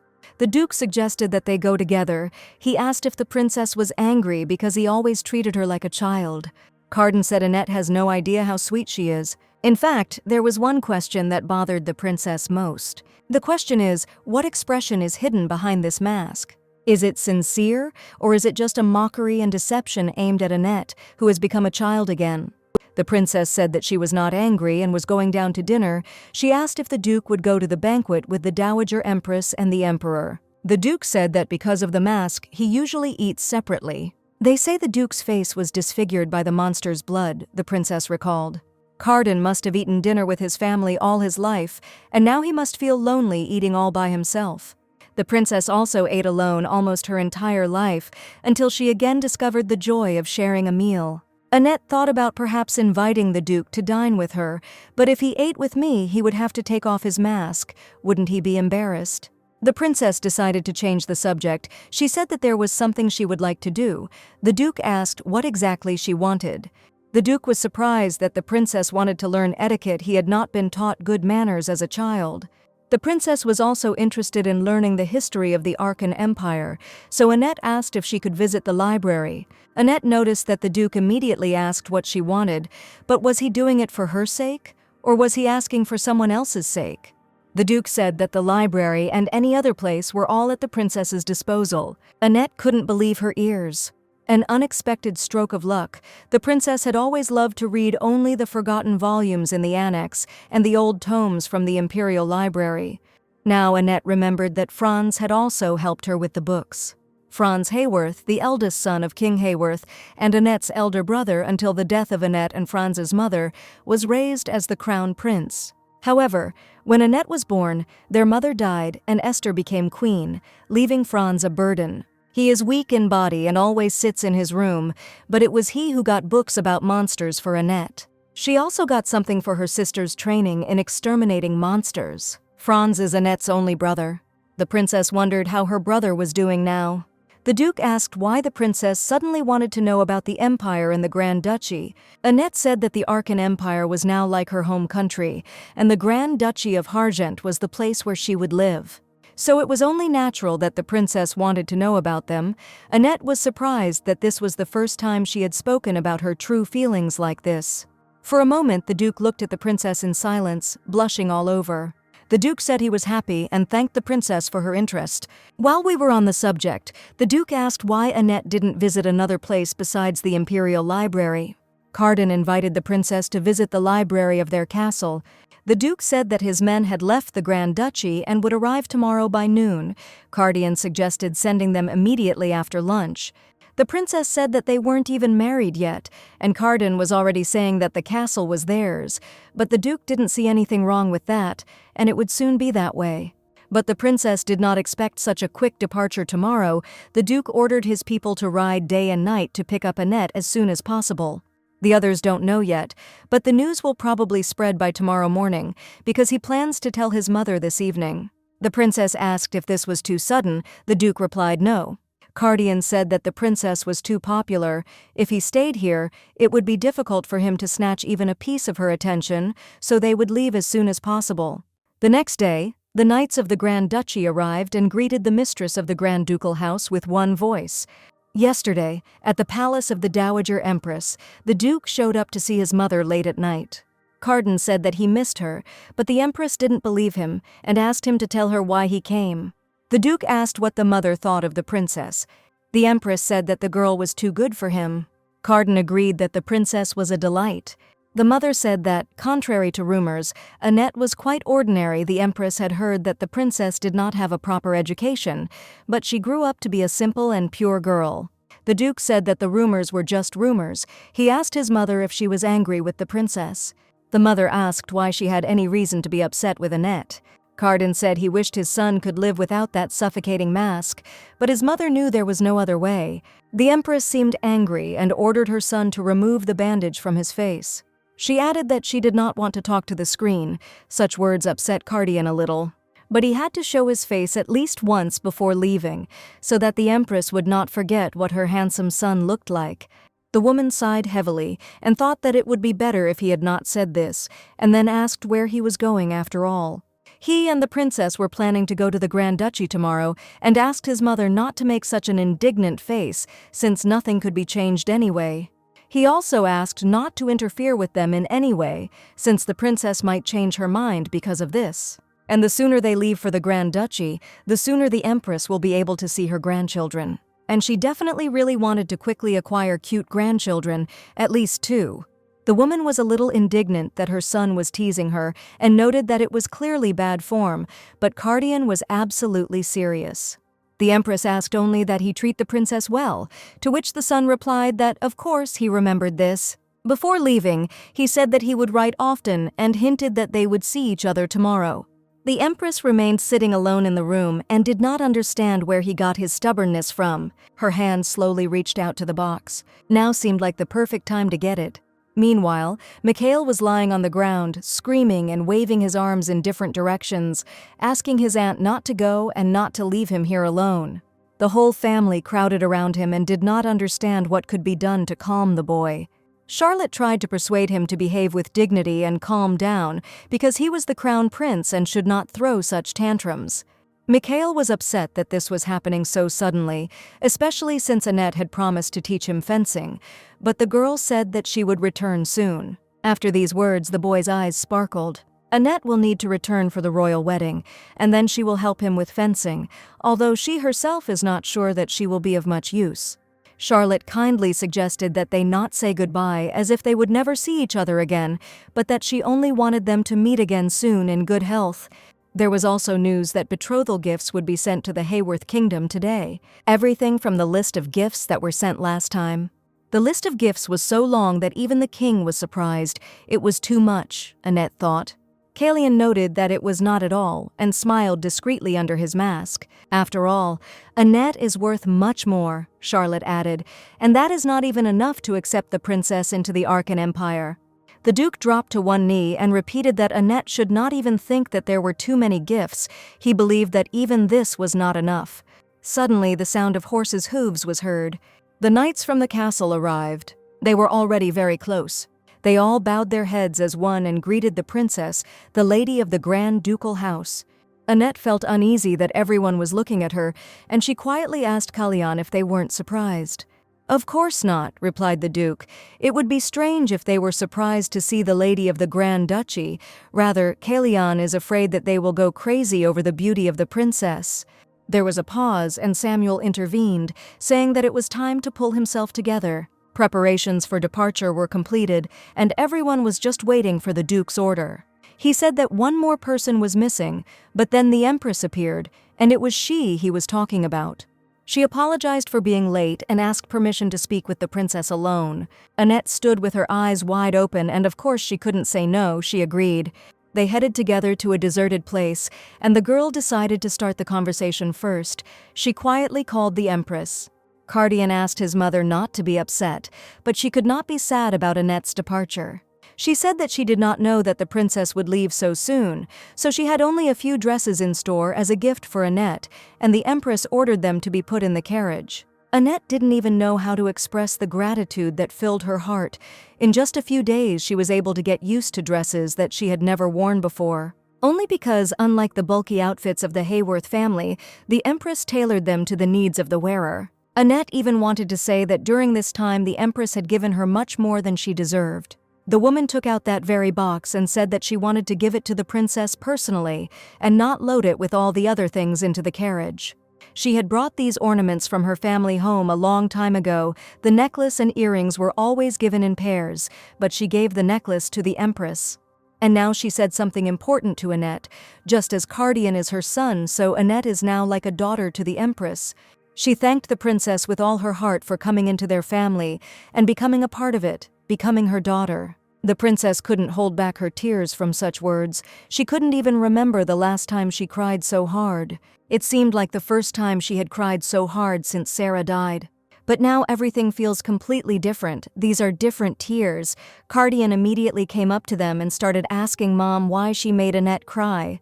The burning feeling inside, which the girl had been holding back for so long, finally became unbearable and burst out.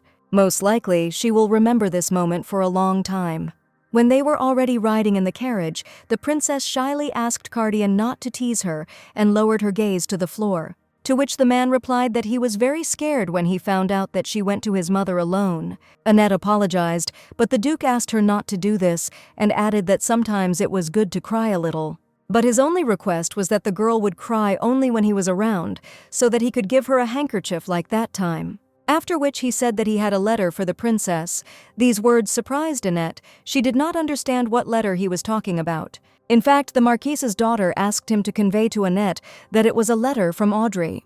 The princess took the piece of paper in her hands and began to read with anxiety. She couldn't even imagine what was written there. Audrey wrote asking if she could visit Annette at the duchy, and wrote that she wanted to recommend some books so that the princess wouldn't get bored. And the next time they meet, it would be nice to give everyone small gifts. Annette had received so much and now wanted to give something in return. Cardian intervened and added that if the girl really wanted it, he would be happy to help. It was already getting dark outside and the carriage gradually stopped. They reported that they had arrived at a clearing near the lake. It was already late, so it looked like they would have to spend the night in this place. The Duke asked if the princess would mind spending the night in a tent. She often slept like this while hunting monsters, so everything is fine. The problem is that Annette has become too used to it. As he stepped out of the carriage, the Duke respectfully and carefully offered his hand to the princess and asked her to step carefully. Annette was embarrassed that the Cardian called her princess, and so she smiled awkwardly, but did not say anything about it. But then someone called out to the Duke. He was asked to come over and look at something. Cardian apologized to Annette and said that he would be back soon. The girl had been observing the knights for some time, and they seemed well-mannered to her. The condition of their armor, weapons, and carriages was in excellent condition. She sat and thought about knights, namely about the order of the Knights of Hayworth being in order. Annette was completely immersed in her thoughts and stopped hearing everything that was happening around her. She just looked at the bright light from the fire. Memories of her past life flashed through her mind, when she could fight against monsters, when she controlled the knights on her own and always asked them not to give up. The entire knightly order was on her side when they were hunting, despite the fact that her relatives at home certainly underestimated her. She remembers how the knights would whisper in the evenings about how incredible the princess was in battle. Before this, they only knew rumors, but when they first saw her in action, they were completely delighted. One of them said with a smile that she really was amazing. He even called her a legend, to which the second replied that he was being too obvious, probably because he was new. She also overheard that the knight's budget had been cut again. This was unpleasant for everyone, and the guys began to get indignant. They say the Treasury Department turned down their request, apparently because they were a motley crew and not noble knights. Although it was possible that they were the most skilled of all, it was funny that they were paid less than the guys from the Royal Guard. These words upset Annette, and she even regretted that she heard this conversation.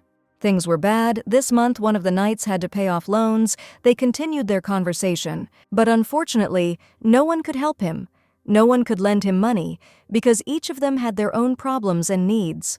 They thought that if the commander allowed them to keep the trophies after hunting monsters, then they would all be able to cover all their needs and problems. But they knew perfectly well that all the trophies from the hunt belonged to the royal family.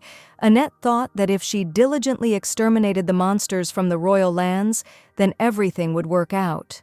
But this was a big misconception. In fact, they were just servants who worked for the royal family. The princess's thoughts were suddenly interrupted by Cardian, who was already looking for her. He brought Annette soup for dinner and asked what she was thinking about. "Nothing," the girl replied and looked at the soup. It looked very good and had just cooled down.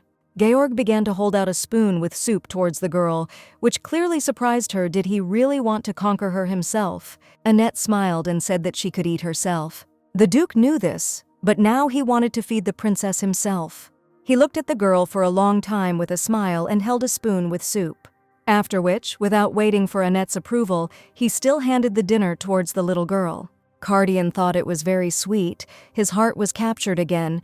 He had been thinking about it for a long time, but recently he was convinced of something. And in what way, Annette asked, raising her eyes to the Duke. When they have a child, Cardian is confident that he will be a good father to the child. For example, he will put the child to bed. Annette suddenly jumped up without answering, which alerted Cardian.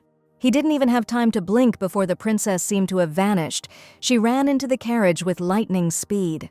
The Duke didn't understand what was wrong with her, since Annette hadn't even finished her meal, but then Samuel intervened, explaining that his words sounded very strange, and one could even say depraved.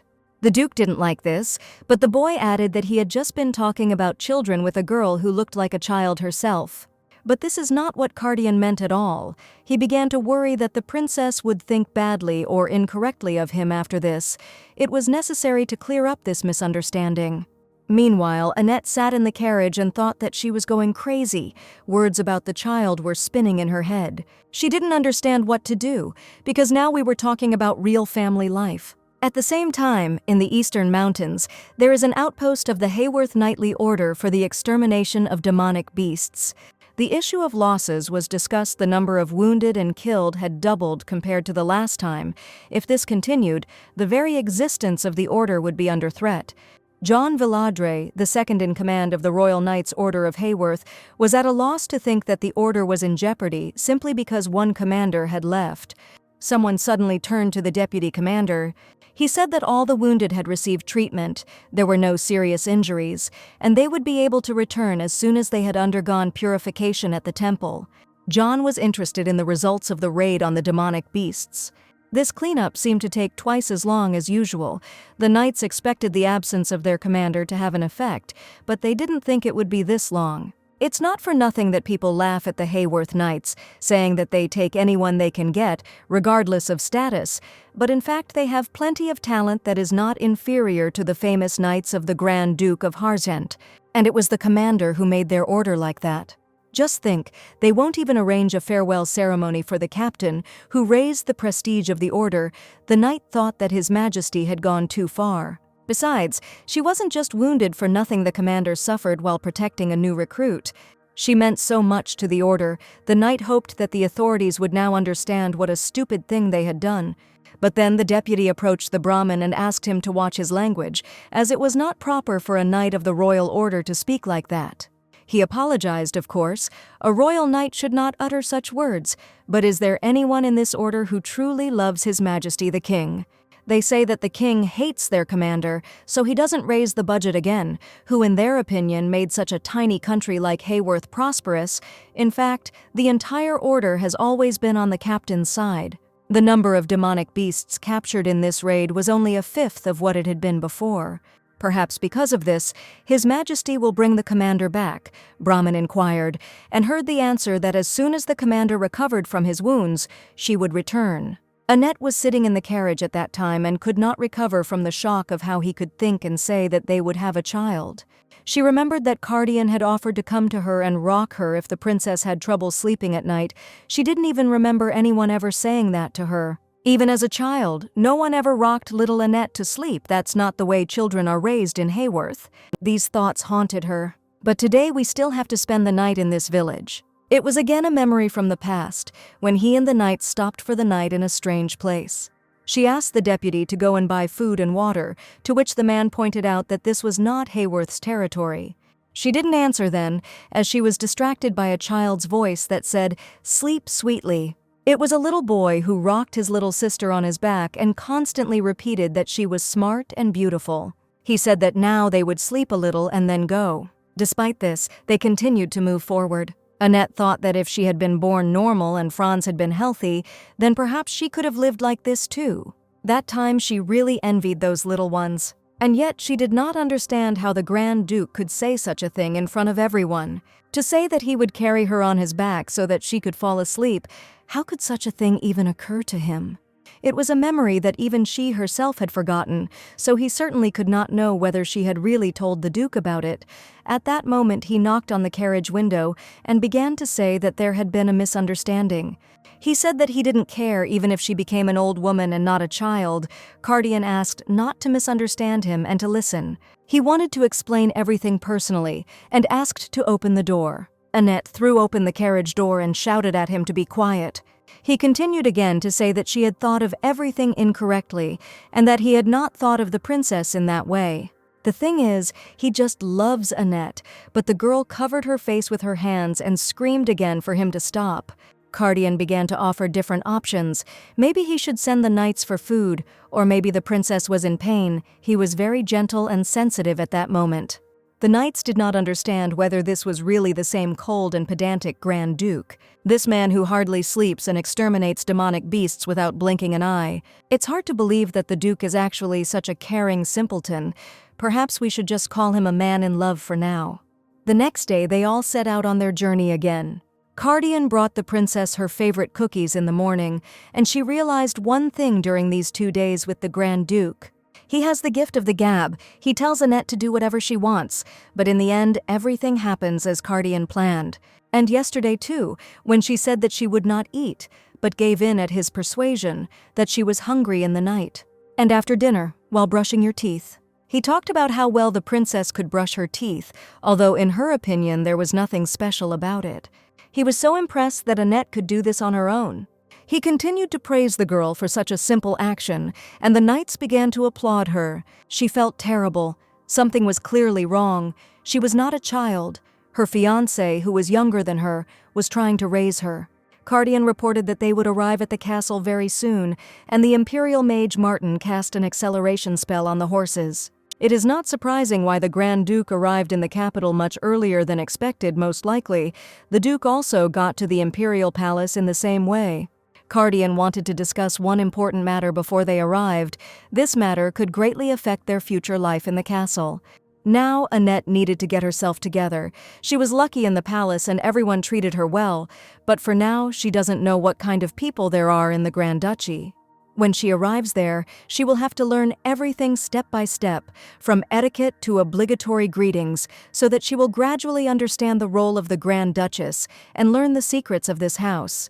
But even though she had been a commander for 10 years, managing knights and running a household were two completely different things.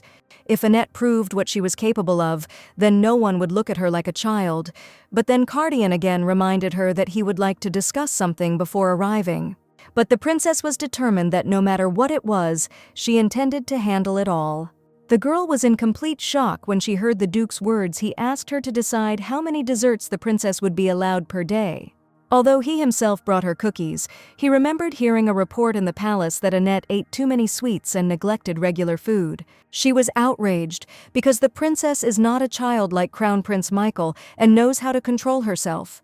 Cardian said the girl would be allowed exactly 2 desserts of any kind per day, but it would be absurd if Annette didn't know this sweetness, this tenderness, this airiness. 2 a day would barely be enough to wet her throat. Cardian asked to adhere to this rule so that the princess's diet could be adjusted. He was going to order the cook to prepare balanced meals, so there was no need to be upset. The girl became indignant and began to worry because she was already an adult and proper nutrition would not make her grow. Annette was, as always, perfect in Cardian's eyes, and he couldn't understand how anyone could be so sweet. And yet, she has changed a lot since she stopped hiding her true feelings. Annette now expresses her emotions very honestly. The Duke was sure that besides desserts there would be many things there that Annette would like, and he wanted to discover these new things together. The princess turned away and said that in that case she would need 2 more pieces of cake a day, in addition to other desserts, and Cardian could not refuse since she insisted so much. And if she ate well, the Duke promised to increase her dessert ration. The carriage entered the territory of the duchy, and it was time to prepare to leave. Almost there, Annette was very excited to get here. Cardian seemed to sense it and asked the princess himself if she was very worried. She was truly afraid that the people of the Grand Duchy would simply not accept her. But the man was sure that this would never happen, because here were all those who would definitely be charmed by Annette's sweetness. He was sure that everyone would definitely love her. The castle was truly beautiful, and the surrounding nature was also breathtaking. It was announced that the Grand Duke and Grand Duchess had arrived. "Princess, come out carefully," said Cardian and extended his hand to the princess. Although the girl was worried, there was still no turning back. She extended her hand in response and allowed him to help her down. All the servants greeted the Grand Duke. Everything was perfect at that moment. The man introduced himself as Hubert, the head butler. Hubert added that it was an honor for him to serve the Grand Duchess, to which the girl replied that she was also pleased to meet him. She also introduced herself. Her appearance was a surprise to everyone, but she hoped that everyone could become friends. Everyone was so welcoming and smiling so sweetly. Cardian reminded them that he had said so. Everything would be fine. So this is what it is, the Grand Duchy of Harzant, the house in which Annette will now live. But suddenly the princess felt someone's gaze on her. She didn't immediately understand whether it was hostility or curiosity, but one of the maids kept her eyes fixed on Annette. But suddenly the head maid appeared in front of her. She introduced herself as Hilda. The woman hoped that they would work together. Annette hoped so too. But she couldn't get it out of her head and understand who this girl was who was watching her so intently. The head maid and the butler were talking, wondering if they had made the wrong choice. Hilda suddenly called a girl named Larissa to her, and the same girl who was watching Annette ran up to her with a smile. The butler announced that Larissa would be serving the princess, and they decided to select a maid for Annette in advance, since she arrived without her maid. Annette didn't immediately understand how to react, but she wanted to extend her hand to Larissa as a sign of introduction. But the girl was so delighted that she would be Annette's personal maid that she couldn't even put two words together. Her eyes were shining, and she kept repeating only that she was happy. Then Cardian came up to check whether Larissa had really received this position, the princess's personal maid. The girl said she proudly won first place in bedmaking, humidification, bathing, origami, and drawing competitions to earn the position.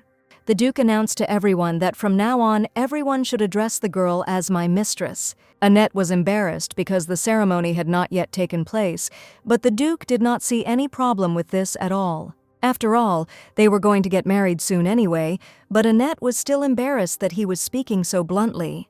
Some of the maids began to whisper, and some blushed with embarrassment. What a smug Duke, Annette thought as she stood in front of all the servants. Cardian asked the girl what was wrong, as she looked very pale, but Annette answered sharply that a cold wind had just blown from somewhere. This caused the man to become worried, saying that his princess should not catch a cold, and Annette realized that she should definitely talk to the Duke about this someday. Larissa began giving the princess a tour of the palace. Annette thought that this girl looked too cheerful. She is the same age as Bridget, so straightforward, pure, and honest. Because the princess looked at Larissa for a long time, she became afraid that something was wrong or that there was something on her face. She began to tell how she woke up at dawn because she was really looking forward to Annette's arrival, washed herself thoroughly, braided her hair, and even put on new clothes. She also said that she studied the rules of etiquette very carefully and was worried that she might have done something wrong in front of Annette. But the princess simply said that Larissa seemed beautiful to her, but the girl was already in a panic and assumed that Annette was upset and that the tour was being conducted by a servant and not the Duke himself. She added that the princess had been stealthily glancing towards the master's office for some time now, but Annette did not think it was so noticeable. Suddenly, Cardian appeared from behind and said that he would give a tour of the house where Annette would now live. But suddenly someone called out to him. It was the butler and other people who looked after the palace, and they reported that a lot of documents had accumulated that required the Duke's approval. It was also necessary to send knights to investigate a group of bandits had recently been spotted near the area. Cardian asked for silence and wanted to say something, but Annette tugged at his sleeve and suggested that they go about their business, as she saw that he had a lot of work to do. She added with a smile that she would ask Larissa to give a tour. There was nothing wrong with that. Cardian was immediately taken away on business, and the princess repeated again that she liked the fact that her tour guide was Larissa. The girl heard that the Duke was the richest in the Arkan kingdom after the imperial family, and it seemed that this was not a lie, judging by the palace. There were many rooms here, for example for guests, and some were secretly organized by Cardian for their future children, but now Larissa brought the princess to her room. The girl really hoped that Annette would like everything and invited her in. Annette was absolutely delighted when she found herself inside. All the flowers here were real, not artificial, but preserved with the help of magic. The princess loved everything so much that tears of joy even appeared in her eyes. Larissa was pleased with this answer. In fact, she had designed the entire room herself, from the overall concept to the dolls and decorations. She had chosen everything herself. She is incredibly happy that she won the tournament and became a personal servant. She really worked hard for this moment. The girl asked Annette what she would like to do first. Have dinner, or maybe take a bath. She decided that it would be better to take a bath first and have dinner when the Grand Duke was free from work. But since dinner was already ready, Larissa offered to accompany the princess to the dining room. Annette was there alone, and it was strange. She asked why this happened and where the Duke was. The maid explained that he was still in his office and it looked like he would have a snack there.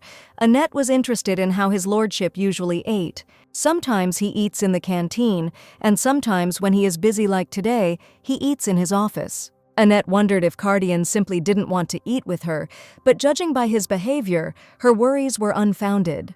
Until now, she thought that this was just a marriage for the sake of an alliance, so she did not pay attention to the Grand Duke, but while she is here, she is going to find out more about what kind of person he is.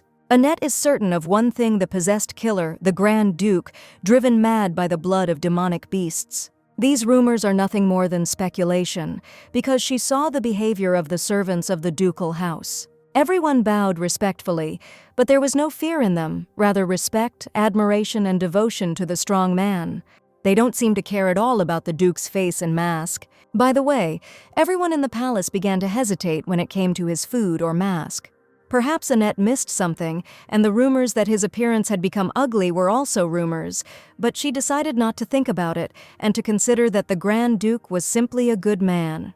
When Larissa helped comb her hair, she told him that the Duke was her savior, and she was not sure whether she would be able to repay him even after death. Annette wondered if he could save her as well as he saved Larissa. While bathing, the girl asked the princess whether she was cold or hot. Annette was happy with everything. Larissa added that if the princess finds her name long or complicated, she can simply be called Lala, Riri, or whatever is more convenient. But Annette replied that how could she change her precious name that her parents gave her? However, her parents were not exactly the ones who protected their child. Her father was an inveterate gambler. He wandered from one gambling house to another and was mired in debt, so he tried to sell her as a servant. It was more than 5 years ago, and when she was about to be sold, Larissa was saved by the Grand Duke. Soon after her rescue, hostilities began, and Annette heard that in the old Arkan Empire, kidnapping and slave trafficking were a national problem. Emperor Lucius tried to fight this, but the situation only worsened, and then it turned out that the Empire of Bendor was involved in everything. Then the war between the two countries began, and after 2 years of fighting, the Arkan Empire won. And the Grand Duke of Cardian, who fought on the front lines, was hailed as a war hero. So Larissa became one of those victims. But that's not all. Larissa's mother was also saved by Cardian. Most likely all the servants in this palace owe their lives to the Duke, so Larissa swore to serve him until her death. After taking a bath, the table was again prepared for Annette in case she got hungry. The princess cautiously wanted to ask one more thing about the Grand Duke. But suddenly she changed her mind and simply invited Larissa to sit down with her and have dinner, but the girl refused and asked not to worry about her, but to enjoy herself. Annette wondered if the Grand Duke had returned from the war covered in the blood of demonic creatures, if he had been in despair then, if he had suffered. Larissa must have known him from those times the princess was interested in what he was hiding behind the mask and what she still didn't know. Surely Larissa also knows about the time when he was famous for his beauty, and whether Larissa feels only devotion to Cardian as her savior. Or she could have developed other, more tender feelings for him, because he is so kind, and suddenly many women like him. Annette wouldn't mind if the Grand Duke took a mistress, she thought, and then caught herself wondering how she could have even thought about such a thing. Thank God she didn't say it out loud. If the Grand Duke had taken a mistress, and they also had a child, Annette began to think, after which she collapsed unconscious right into the plate standing in front of her. This greatly alarmed Larissa. She began to ask what had happened and whether the princess might not have liked something. But she reassured the maid, saying that everything was fine, and when they walked into the room, Annette thought that if Larissa had been in love with Cardian, she would not have taken such good care of her. The girl said that she would make the bed so that Annette could come straight away and lie down to rest. The princess thought that it seemed like she really had become a child again. After washing and eating, she felt very sleepy, but for now the princess tried to hold on. Larissa was a little worried that something was still wrong and offered to bring a cup of hot chocolate before bed. She meant hot chocolate with marshmallows, and Annette was interested and asked to make that. But suddenly they both heard a harsh no. It was Duke Cardian, who reminded them of Annette's promise about sweets. The girl was surprised how he ended up here. Did he really run out of work? He replied that there was still a lot of work to do, but he just decided to check on her before going to bed. He asked Annette seriously how many desserts she had had for dinner, to which she replied that none, so she thought she could use a little something sweet at the end of the day. She repeated again that she had said that she was no longer a child. Cardian knew this very well, but he believed that sweets were harmful for everyone at night. The Duke asked if they would go brush their teeth, but the princess asked him not to follow her and also refused to show Cardian her room. Meanwhile, in the kingdom of Hayworth, in confident hands is a letter from the Arcana. It seems that the Empire is also unhappy with the spawn of the demonic beast. The knights assumed that this letter was a request for the return of Princess Bridget. But suddenly their conversation was interrupted by a loud sound from someone hitting the table. King Justian thought that it looked like this girl had messed things up again and was extremely dissatisfied. At the palace, the maids and Cardian himself followed Annette around. The girls offered hot chocolate and roses to fill the bath. But Annette refused everything. She was clearly offended by the Grand Duke, who said that she was not allowed sweets at night. But soon the girl turned around and asked how long Cardian was going to follow her. He replied that he just wanted to help the princess brush her teeth. For some reason, she suddenly asked whether the Duke had had tooth decay as a child, to which he replied that he had not. Annette can take care of herself just as well, so she said that the Duke could leave from here. Annette also refused Larissa's offer to help with bathing. But suddenly she thought that in this case the Duke and Larissa should leave together, and therefore abruptly changed her decision and asked Larissa to stay. Cardian was puzzled why the princess chose the maid and not him. Sometime later, Annette found the Duke sitting quietly on a chair in her room. He intended to stay until the princess fell asleep. Larissa then came out of the bathroom and offered to help dry my hair. But the girl and the Duke's glances met. Cardian silently hinted that it was time for Larissa to leave, and she immediately informed Annette about this. She's not that stupid, Cardian thought. In fact, he came to say something, and not to sing lullabies as the princess thought. She wondered what kind of news he wanted to tell her. But Cardian decided to report this tomorrow since today is too late for this. And stroking the girl on the head, she wished her princess sweet dreams. She also wished him sweet dreams in return and suggested finishing work early, but after these words, she herself became embarrassed. When the Cardian turned towards her, Annette was already completely covered with a blanket. She covered her face with her hands out of fear and completely lost her desire to sleep. Most likely, she would not be able to sleep tonight. It seems that the delegation sent to Arcan was attacked by demonic beasts. But were they all killed? They say that Annette barely made it to the Empire and everyone else abandoned her. But no one returned, including Count Randall. They abandoned Annette and ran away and probably died on the way back. Arcan demanded that each of them who failed to fulfill their duty be punished, and if they did not return alive, then they demand that their families be punished in their place. Baron Verdi noted that this could be Arcan's version, and that in reality they died fighting the animals and protecting Annette. The king asked to stop and bring everyone involved in that delegation. The king believed that it would be better for Annette to die than to force him to bow to such a demand of Arcan. Verdi tried to calm the king. Just look at the engagement gifts. They were all sent exactly as per the list. In any case, the Arcan Empire wants to hold the wedding as planned. And as for the gifts, this is only a part. The rest is placed in the royal treasury. Indeed, the wedding between Arcan and Hayworth is a great and joyful event. The king ordered that the queen and princess be invited to the treasury so that they could take from there whatever they wanted. He inquired how much time had passed since the Knights of Hayworth had set out on their journey. The deputy lowered his head. It's been about 2 weeks already. Isn't it time for them to come back? It can't be that the commander abandoned us and went to the Arcan Empire, the guy in the temple shouted. The king, meanwhile, was confused as to why it was taking so long. He approached the Marquis of Willard, John Willard's father, and asked him what he thought about it, who kept his mouth shut, as if it didn't concern him, even though his own son was now the commander. Is there a colder father anywhere? The knights in the temple were perplexed. They didn't understand if it was true that a new Grand Duchess had appeared in the Arkan Empire. The priest was surprised that the knights knew nothing about this. Willard asked him to calm down and calmly tell who got married. And when the information was announced that Annette had married the Grand Duke of Cardian-Harchent, the priest was immediately grabbed by the clothes. The guy shouted that this was complete nonsense and that this couldn't be happening. He shouted that the priest was lying.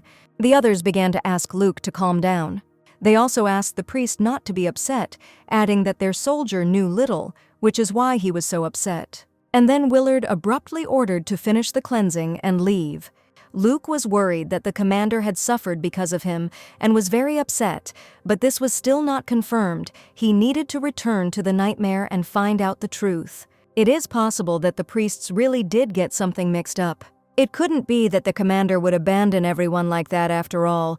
They had all served her for 10 years. She certainly wouldn't have left without saying goodbye. So there was no need to be discouraged, but she rarely showed any signs of agitation, even when she encountered demonic beasts. Even when the king humiliated her in front of the entire knightly order, from childhood she knew only humiliation. That's why her soul became hardened. She didn't even have a chance to build normal human relationships. And although her comrades supported her, they did not show it, so she most likely did not notice their concern. In other words, she was unlikely to be attached to this order, and most likely she could leave here with a light heart. "Let's go to the palace immediately," Willard suddenly shouted. He wanted to see and hear everything with his own ears. He needed to find out if the feast was in Hayworth. Annette, meanwhile, woke up in a cozy and warm bed. Larissa immediately stood next to her and asked how she slept. It was almost lunchtime. Annette probably slept for so long for the first time. She slept so well, she didn't even dream. She seemed to be a little hungry, which she informed the maid about. Since the princess missed breakfast, Larissa tried to prepare a hearty lunch for her. It was really very tasty. Annette ate everything. Even the plates were shining, and she felt embarrassed about it. She thought that if she ate so much every time, she probably wouldn't even want sweets. But then Larissa came up and said that after dinner the Duke asked her to come to his office for just a minute. But if you think about it, Annette wanted to talk to him too. The princess offered to take her to Cardian right now. He asked her not to worry so much and said that he would like to show Annette his face under the mask, which greatly surprised the bride.